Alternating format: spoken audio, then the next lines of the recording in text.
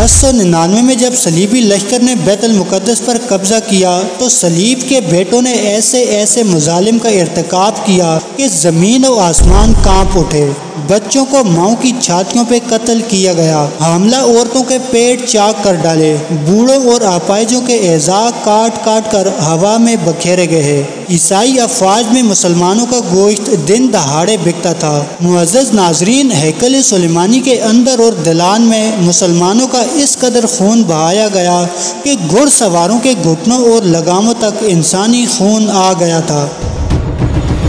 بسم اللہ الرحمن الرحیم۔ السلام علیکم فرینڈز، لرننگ لائبریری میں ایک بار پھر سے خوش آمدید۔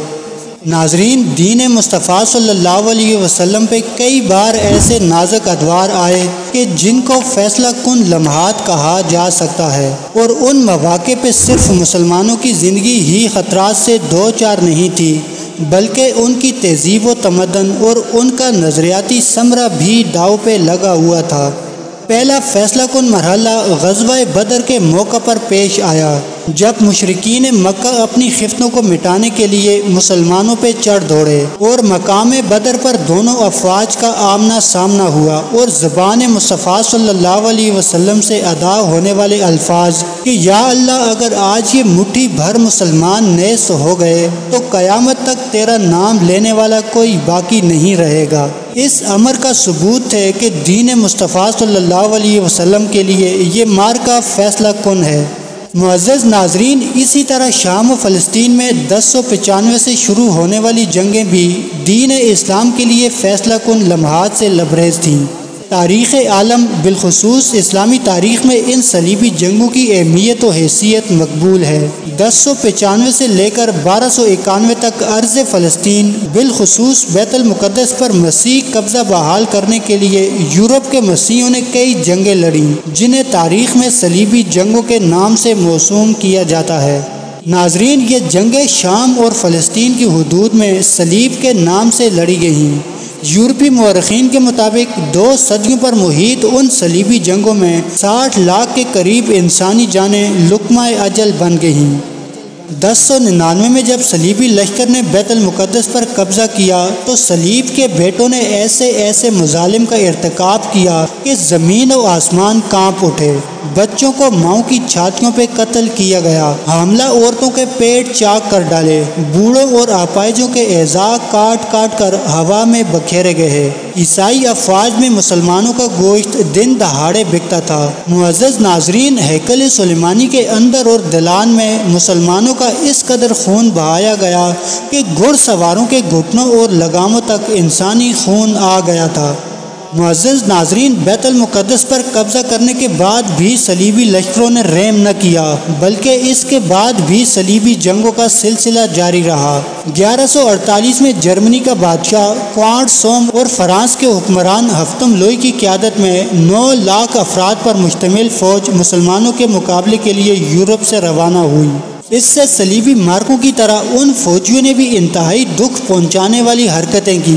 لوئی ہفتم کی فوج کا ایک بڑا حصہ سلجوکیوں کے ہاتھوں تباہ ہوا، چنانچہ جب انطاکیہ پہنچا تو اس کی 3/4 فوج برباد ہو چکی تھی۔ اب اس ماندہ فوج نے آگے بڑھ کر دمشق کا محاصرہ کر لیا، لیکن سیف الدین زنگی اور نور الدین زنگی کی مشترکہ حکمت عملی سے صلیبی اپنے عزائم میں ناکام رہے۔ لوئی ہفتم اور کوانٹ کو دوبارہ یورپ کی سرحدوں میں دھکیل دیا گیا۔ اس دوران میں حالات نے پلٹا کھایا اور تاریخ اسلام میں ایک ایسی شخصیت نمودار ہوئی کہ جس کے سرفروشانہ کارنامے آج بھی مسلمانوں کے لیے درس عمل ہیں۔ یہ عظیم شخصیت سلطان صلاح الدین ایوبی کی تھی۔ 25 سال کی عمر تک سلطان نے گمنامی مگر پاکیزہ اور بے داغ زندگی گزاری۔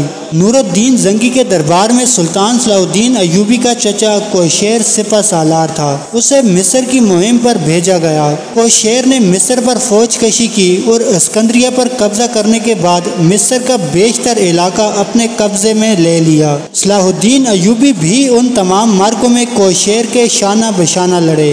شاور سادی اپنے جرائم کی وجہ سے قتل ہوا اور کوشیر خلیفہ آصد کا خلیفہ بنا۔ اس کے بعد صلاح الدین ایوبی نے اس کی جگہ لی۔ خلیفہ آصد کی وفات کے بعد صلاح الدین ایوبی نے مصر میں عباسی خلیفہ کا خطبہ رائج کر دیا۔ پھر مصر کا خود مختار حکمران بننے کے بعد سلطان صلاح الدین ایوبی نے صلیبیوں کے خلاف جہاد کو اپنی زندگی کا نصب العین قرار دیا۔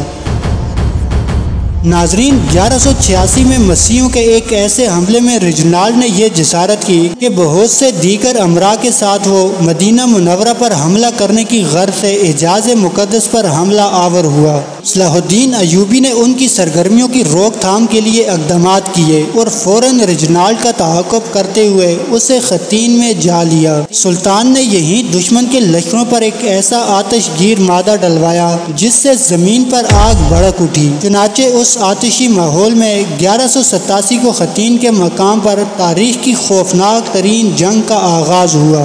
اس جنگ کے نتیجے میں 30,000 مسیح ہلاک ہوئے اور اتنے ہی قیدی بنا لیے گئے۔ ریجنالڈ گرفتار ہوا اور سلطان نے اپنے ہاتھ سے اس کا سر قلم کیا۔ اس جنگ کے بعد اسلامی فوج مسیح علاقوں پر چھا گئی۔